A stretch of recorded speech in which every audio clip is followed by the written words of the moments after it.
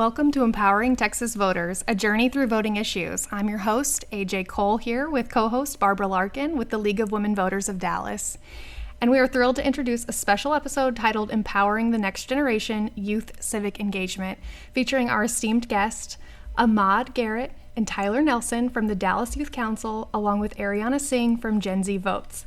Today, we embark on a transformative exploration of the impact and significance of young voters and activists in shaping our democratic landscape. Welcome. Will you please introduce yourselves? Hi, I'm Ariana, and I'm the founder and executive director of a youth voting organization called Gen Z Votes. So we just do a bit of high school work on informing people on how to register and how to vote. Great. All right, my name is Garrett. I'm a senior at the Law Magnet. I'm the co-chair and founder of the Dallas Youth Democracy Committee. We're a subsidiary of the Dallas Youth Commission. But I initially started this to amplify the voices of young voters, provide them the platform they need to voice their opinions, especially civically. Hi, my name is Tyhler. I'm the co-chair of the Youth Democracy Committee as well, and I'm also a senior at the Law Magnet, and I really got involved because I really love civic engagement, making sure everybody's voices is heard, making sure everybody's voice has an impact and has a purpose. Lovely. I'm so glad you guys could join us today. We have quite a few questions to get through, so let's get us started. I know there's a lot of different opinions out there right now about the importance of youth civic engagement, but one thing I wanted to mention is Circle, the Center for Information and Research on Civic Learning and Engagement, found that youth who reported having been either encouraged to vote or taught how to register to vote in high school are more likely to vote and participate in other civic activities. They're more knowledgeable about voting processes and were more invested in and attentive to the 2020 election. So this was an older survey from 2020, but I still feel like it's very relevant today. I'm going to link this survey also in the description of this episode because I think it's packed with such great information. And I'm excited to hear what you guys have to say firsthand on just this topic of how to get more youth engaged and the importance of that as well. So how can the perspectives and voices of Gen Z voters contribute to a more inclusive and representative democracy? In your opinion, we'll just go down the line if that's okay? Yeah, so I definitely think that, there's a difference in what the focus is depending on your generation, and it's been shown that Gen Z tends to think longer term because, we're the younger generation. Whatever policies are being put in place are going to affect us many years down the line, whereas the older generations, they're not going to be affected by them for as long. So I think definitely having Gen Z voices heard so that we're not only thinking about what are the policies affecting us now, but we also can think about the future and future generations, and just really getting our voice heard to ensure that we're also protecting our future and not just our government right now. Yeah, that's very important. Anything to add? And we'll keep going back and forth on different questions too. I think it's just implicative that specifically our Gen Z voters are civically involved right now because of this shifting status quo. I think the prevalence of civic unrest throughout our society is very a blatant representation of that. And it's important that we get to dictate what replaces and determines where we go going forward, especially with, quote unquote, our failing power structures, because people are disappointed, especially with their opinions not being adequately represented. Wow. Yeah, I think so too. I want to tie in both of these because I feel like we are the future, and to not have a choice in your future is just not using your voice. I feel like you have to use your voice, especially as younger people, because this is the world we're creating and building now. I love that. Yeah, absolutely. Mm-hmm. And, you can really set the tone going forward. So I really, really appreciate you guys. You've been so active, and I feel like are inspiring so many others to take action as well. Want me to do the next one? Yeah. Yeah. So, what initiatives or programs have been successful that you know of in motivating young people to participate in civic activities or voter engagement? If you guys want, you can start. I think the biggest thing that really gets younger people involved in voting is social media, and we see that so much in this current election cycle between both candidates on both sides. They really emphasize social media and keeping up with the trends. And as a younger person, I love to see people just try to at least make an effort to gauge to younger people, because I know when I see a social media post, it's like, yeah, I may not support this person or this person idea, but at least they're making an effort. Yeah. To add on to that, I think having our civic leaders and those who are running for civic positions being physically there, interacting with our youth is very important, because they get that personable feeling, and they don't feel that sense of disconnect from that demographic. And so I think it's very important that we get to meet with these people and understand their perspectives and what they can offer to build on what we've already created. Absolutely. Yeah, and to tie into what Ahmad said, I think that it's really important to focus on the actual policies, because something I've seen in our generation is we actually care a lot about the issues. We don't just need to see like a TikTok video dancing. We want to see what we care about. And when we start to focus on that, even using social media to like amplify what are the issues, I think that's when people are more motivated to go out and vote, because it's something that they actually care about. And if you really care about something, you're going to go out and vote for it. Right. Absolutely. Just a follow-up, have you seen elected officials be sort of engaging with young people and being open to that, or are you feeling barriers on that? I think the more younger elected officials are more generally inclined to meet with us. The older generation, they're traditional and typically conservative on what they do. So, yeah. Okay. Yeah. That's what I would guess. Yeah. Interesting. And how can we, overcome barriers? There are certain barriers that we've already, discussed on our podcast to voting. What barriers would you say youth voters struggle with when it comes to actually getting to the polls and coming out to vote? I feel like one of the biggest barriers is education. A lot of people don't realize how to register to vote, what it takes to register to vote, what you need when you go into that polling center. I feel if we emphasize the education behind voting and the importance that it has and the importance of your vote, then I really feel like that will really allow more younger people to get to the polls. That's fantastic. And I think that also an important thing to note is that like some of the legislation is there. Like we do have the Texas High School Registration Act. We do have, I know at least in the DIC curriculum, there's like a mandatory lesson that you have to teach about voter registration. But there's something that's like missing along the line, because I was talking to my friends the other day and some of them have never been told how to register to vote, and they're old enough to vote in this upcoming election.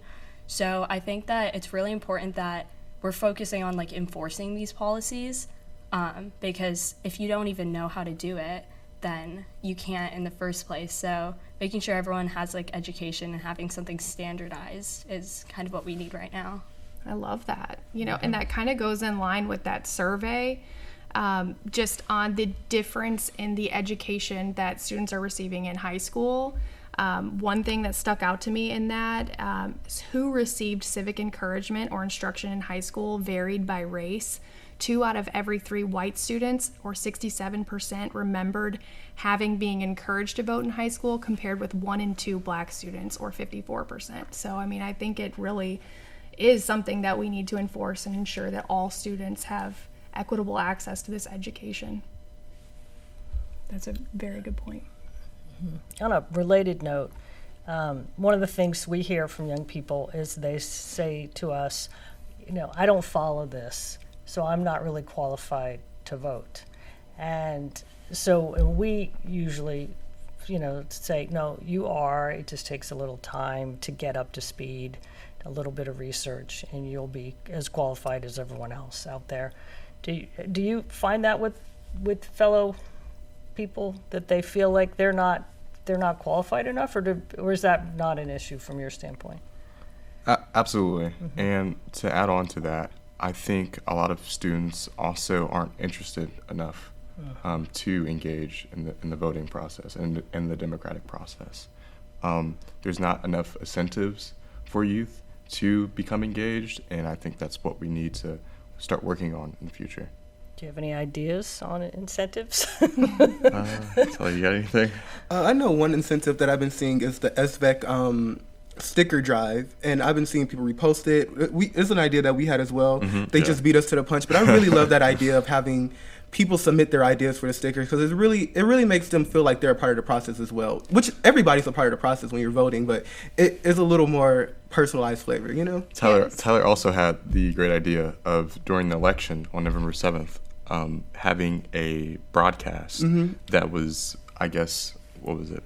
Youth led, and we have like different people from the youth commission at different like local campaign headquarters. We want to do something. We want to focus on something more localized rather than like the big picture politics at the federal level. We wanted to have like people at the different headquarters and stuff just broadcasting it, and then have the results stream in different local elections. Yeah, similar to how Nickelodeon, they broadcast the Super Bowl, and they give it to their audience in a way that they can understand it and comprehend it. We want to do the same thing. That would be awesome. That would be awesome. Yeah. Can you do it during early voting? We always try to get people to early vote, which starts October 21st. Yes, ma'am. So it's pretty soon. Some kind of ramp up there at early We voting.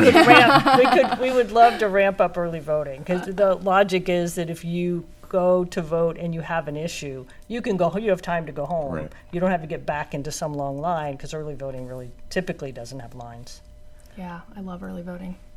But it's not always available to, some people have busier schedules or they're out of town. So it's not always possible, but we definitely encourage that, because it is definitely saves you a lot of time if you do have trouble there at the polling station.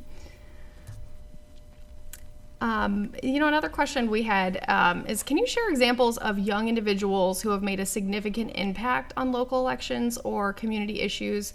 I know you guys do a lot of great work, but if there's anyone else that you want to shout out or mention any other work that's going on locally, we would love to hear those stories too, and talk about maybe how we can replicate that or amplify that work. Yeah, I have a great example of somebody I was recently working with. So he's I believe, high school junior at Conrad High School. And he's a member of the March to the Polls SVEC club. His name's Ovette Martinez, and I really like the approach that he's taking right now, because he understood that certain voters are being overlooked because they have immigrant parents or there's a language barrier, and they really just, nobody's focusing on them. And I know that he's planning a lot of specifically like immigrant-focused events to really like highlight that overlooked community and teach them how to vote. And show them candidates. He had a candidate forum. So I just love that idea, and I think he's doing something very good that's super like specific to his community. So I love that. Yeah, that's Great. amazing. It's awesome. I was gonna say Ovette too. Oh, he's awesome, yeah. I've been seeing his stories where he posts the information about the candidate forms and stuff at Conrad. Yeah. Oh Yeah. my goodness. Well, that sounds amazing. We'll definitely have to connect him to some of the individuals that we're working with too on similar initiatives. That would be amazing. Love that. And then, how can success stories like Ovette, how can we inspire and encourage more young people to get involved and maybe replicate this or build momentum in other areas too? I think exposing them to the consequences of what our work can accomplish. What we're trying to accomplish is progressing the status quo and making sure that our futures have something valuable in store for us. And so once people start to understand that, they'll become more interested and more engaged to see like, oh, I think this is important, for me, myself, and my children going forward. Yeah.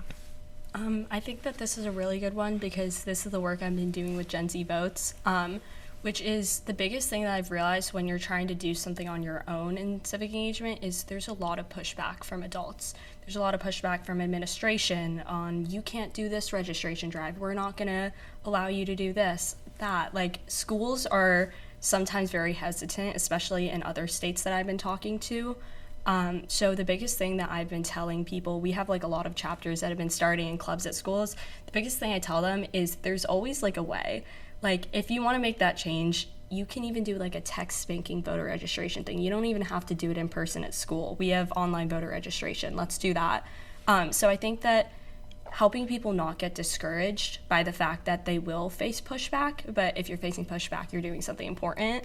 So I think pushing that and just always giving them a way to engage people civically, I think that's what we really need to be doing. Yeah. It's awesome. I just want to know that we, as some of the older folks that are trying to do these, are also getting these same administrative barriers. Yeah. And we have to just push and push and push to get into where we want to be and get access. And so we're all having the same bureaucratic issues. It's everywhere right now. It kind of leads me to the next question. Ariana, what inspired you to create Gen Z Votes and start this initiative? So I think it was just a random article that I saw. I didn't think too much about it, about low turnout numbers, but I became curious and I reached out to Circle, which is, as we know, like the main database for everything voting related. And I had a really nice conversation with a lady who worked there. She connected me with a few other professors, and as I kept talking to people, I realized that there's so many like small little efforts going on, but no one's like uniting it as much. And there's a lot of people talking about, oh, we don't have high turnout, this is a reason why, there's people researching it, but we need people actually in the field doing something about it. And that's when I was like, I can do something about it just because I have access to a large network of high school students. Being a high school student, I have an advantage that all of these professionals don't have, which is just the network. So I think like tapping into the network of high school students and knowing that I'm able to do something, and I would have conversations with people who I was reading about, and they would tell me like, you're doing something amazing. So just having that keep going is really what pushed me to like make it a big nationwide effort. That's really exciting. And, you know, on that note, I know Dallas Youth Council also does a ton of great stuff. You guys are all familiar with each other already, which I thought was really cool. So Ahmad and Tyler, can you tell us more about the Dallas Youth Council? Well, the Youth Council or Commission is an organization of teams all across Dallas. We're each appointed by our council members, and we each serve Dallas. We each serve the interests of our districts. And I know for me, one thing I was like really big on and I'm working on trying to do is like start a community closet.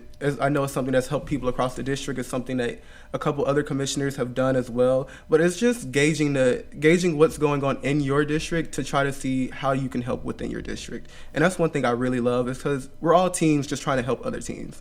Throughout all our initiatives, I know it's not just the community closet, but we have the environmental committee, which goes out to help. I love that. Barbara, I know you had a few questions too that you wanted to. I did. There's still a few more here. Let's see. So one of mine was, how can we make politics more real to young people? It's because we often talk to different students. We spend a lot of time out at the community colleges, and they're like, to them, politics is sort of over there, like it's on a shelf almost. And we say, well, you have representatives, and someone's electing them, and maybe it's the grandpa down the street, but you have them, and they're like, okay, I hadn't really thought about it that way. How do we make it more real? How do we get the whole thing to be more real to young people? I know one way that it helped me a lot is opening up the conversation between the politicians and the community leaders and the teens. I know recently we had a town hall. It was teens, and it was with council member Jamie Schultz, District 11, and just being able to ask those questions, teens asking those questions, any questions were on the table, and having that real response for those questions, it makes you realize that these are just not people out of reach, or these are people way up in the sky. These are everyday people that you can send an email to their community liaison or assistant and get a response back. Having those open conversations will really help bridge that disconnect between teens and politicians. Mm-hmm. Yeah, 100%. Mm-hmm. Any other thoughts on that? Like Tyler said, he mentioned just bringing more leaders into schools, Yes. having them really connect. With our demographic, which is really important. But in regards to politics being real, I don't think it can get any more realer because it's in front of our faces and we're seeing it. And I feel like some people are so content with the way they are and with the way society is that they kind of become oblivious and indifferent to what's going on in society. And to solve that is to, like I said, getting more politicians into schools, or not just politicians, but real people. Because politics, especially voting, in my opinion, it's largely exaggerated and politically distorted because of the party conflicts, with our two-party system. And so I think it's important that we have people from all backgrounds, regardless of their side of the political spectrum, people that support their communities and that have a genuine interest in revitalizing and creating community atmospheres that support different initiatives, like the Youth Commission does. So, yeah. I think that something I really liked to hear was being empathetic towards people who aren't voting, in the sense of really trying to understand like what is going on in their daily life that they think is more important than voting. Like if they're facing a lot of issues, they might not even realize that their vote can impact that. And I think really like highlighting how important your elected officials are, how much they actually control in your day-to-day life, whether it's at like the macro scale on the presidential election or even like your local elected officials, just showing that the issues that they might be facing, they can fix it by voting. So I think making it real for them just by tying it into their life, the stuff that they already care about, tying politics into it, because you don't need to make them care about something if they already care about it. So like kind of like changing that narrative to fit it into what their life already is. And I like to reemphasize utilizing resources that we have access to, like social media. There are a lot of kids from communities where politics is real for them, especially in marginalized communities, and where they're facing real historical economic disparities. And it may be unconscious to them what they're experiencing is not okay, it's not normal. And I think it's important that we have social media outreach to these teens to make them aware that, hey, you can make this change in your community if you don't like it, if you don't like the circumstances that you're living in, and for other people too, because I think it's important that we not just think about our communities, but we think about others as well, because it's a collective effort when we're trying to build our society. And social media is definitely a very useful resource in creating that platform. So that leads me to another topic that's related, which is that the how-to of voting can be complicated. And so we have a whole sort of way we talk about how to get ready to vote. So people don't just think it's like one thing. It's like you have to sort of get ready. You have to look up who's on your ballot. You have to figure out when you're going. You have to make sure it works with your work schedule, that you can go, that people know there's a weekend. So what do y'all think? We feel like we're always trying to get this information to people, but we do a lot of it one-on-one or in classrooms.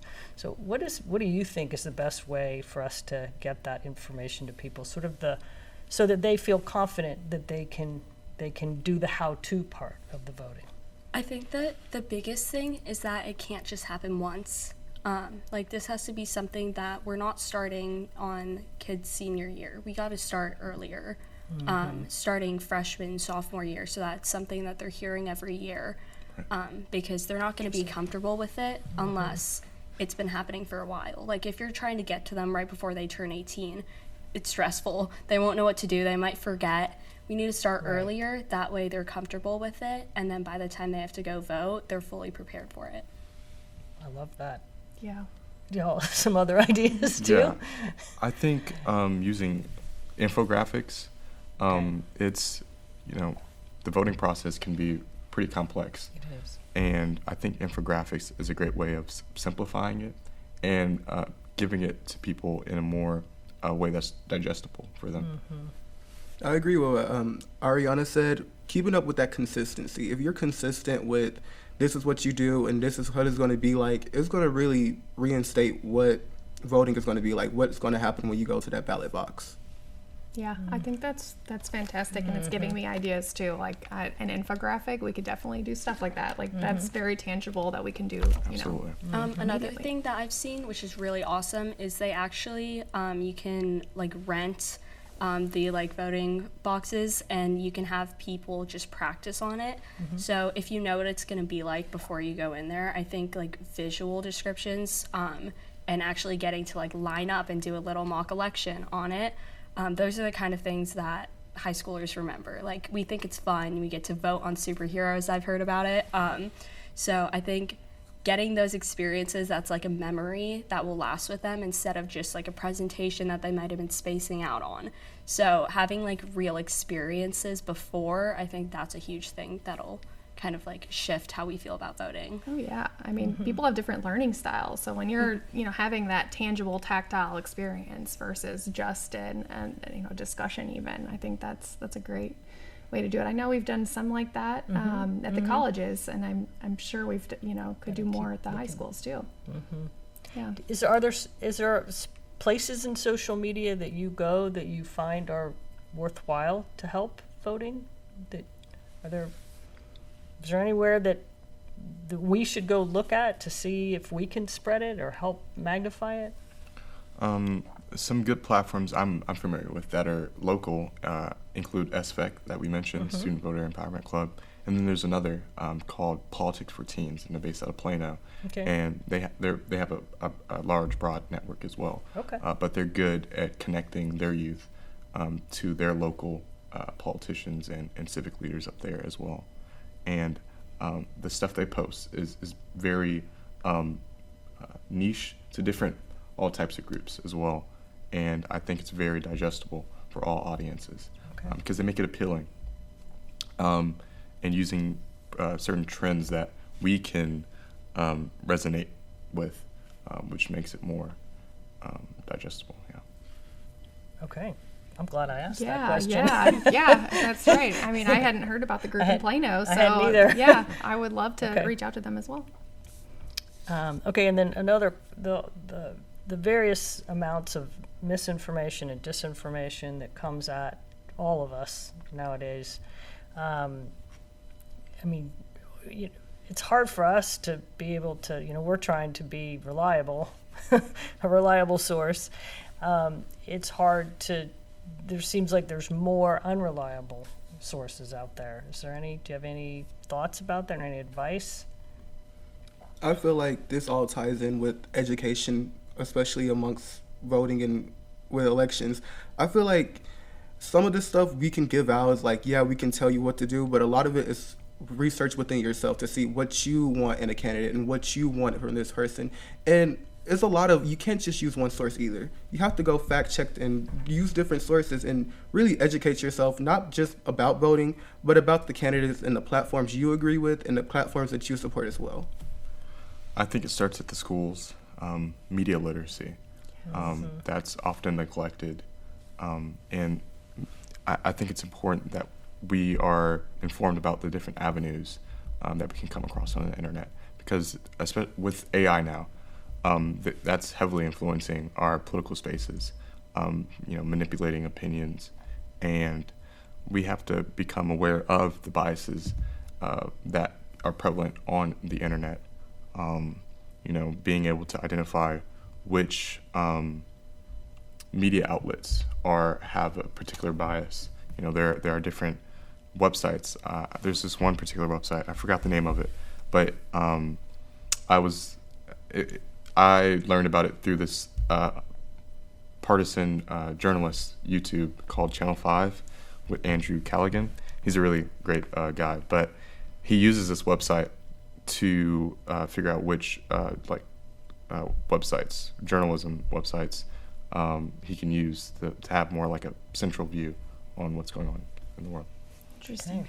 I would also say that something I've realized is that most of my friends, if they're researching about politics, if they're looking into politics, most people my age, they aren't going on, let's say, Chrome and then looking up stuff. They're going to TikTok, which is something interesting, and that I feel like most of the information that my friends, my peers, just people like I directly interact with are getting are from TikTok. And I think definitely social media can be a very like powerful tool to use when we're getting out information, but then it also is equally as powerful of like a weapon to spread misinformation. And I think that a lot of our opinions are fully being guided by like TikTok and Instagram, as opposed to like watching the actual like debates and interviews and what's happening. We're just watching like 5-second clips that bring out a certain part, and it really like removes the context. It just shows like a certain part, and that's what we're taking in. So I think along with AI, also like the real stuff that's happening, it's all being like very watered down. So I think that's something that we have to think about, and like consider that also when thinking about social media. Yeah.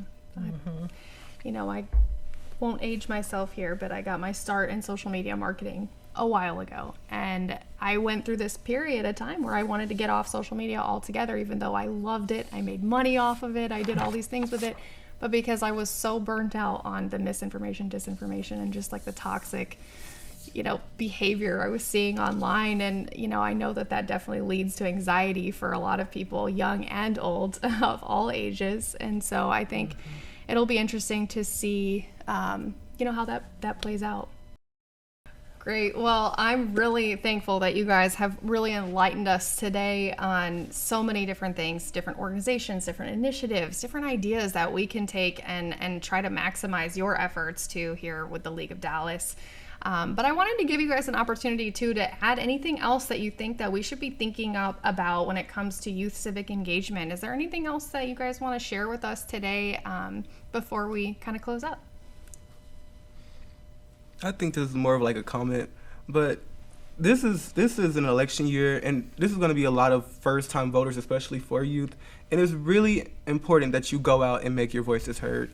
Anybody you pick, it doesn't matter. Just pick somebody who represents your view.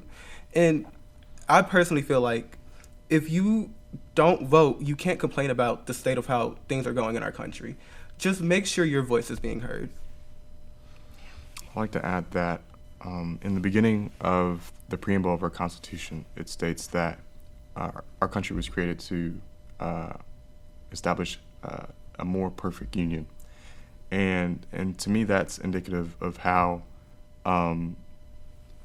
I'd say it is our civic responsibilities to constantly update and constantly, take care of our democratic system because of how dynamic it is. Love that. I would also say, like, there might be a lot of people who regret not voting, but you're not going to regret voting at the end of the day. So just go out there, make your voice heard. It'll impact, I love hearing, like, it'll impact the pothole you run over in the morning, or it can impact the taxes you pay. Like, this is real, this is your life, and I think we just need everyone to know that. I love that. I love it. My favorite sticker to get all year is the vote. I voted. I mean, I know it's silly, but I take a picture of that sticker. It's my badge of honor. I love it. So I really thank you all again.